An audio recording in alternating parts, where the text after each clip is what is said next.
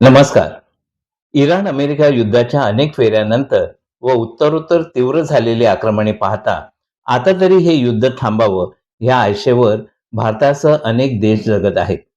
आपल्याला चिंता आहे की आपल्याकडील तेलाचा साठा केवळ 42 दिवस टिकेल ह्याचा व त्याचबरोबर डॉलरच्या तुलनेत झालेली रुपयाची विक्रमी घसरण.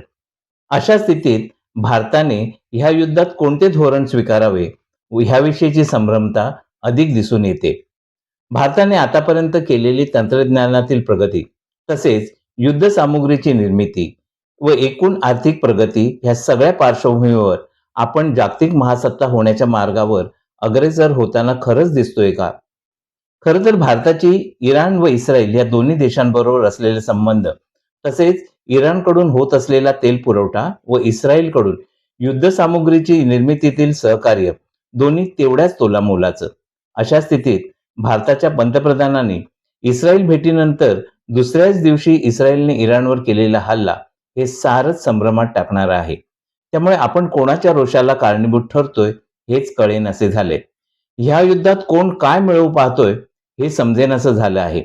अमेरिकेचं इराणपासून दूर असलेलं सागरी अंतर, यामुळे ह्या युद्धाचा पसारा अमेरिकेतील भूमीवर न होता केवळ इराण, इस्रायल तसेच मध्य पूर्वेतील आखाती देशातील अमेरिकन बेस इथपर्यंत प्रभावित होताना दिसतोय व त्याचे दूरगामी परिणाम साऱ्या जगावर झाल्या वाचून राहणार नाहीत.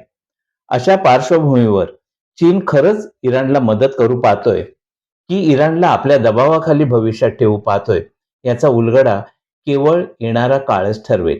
या स्थितीत चीन अमेरिकेकडून टॅरिफची सवलतही मिळवत आहे व ती भारताच्या तुलनेत अधिक फायदेशीर ठरताना दिसते.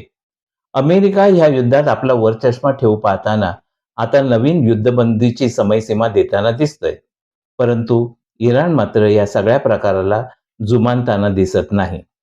पाहूया तर मग आता पुढे काय होतं ते.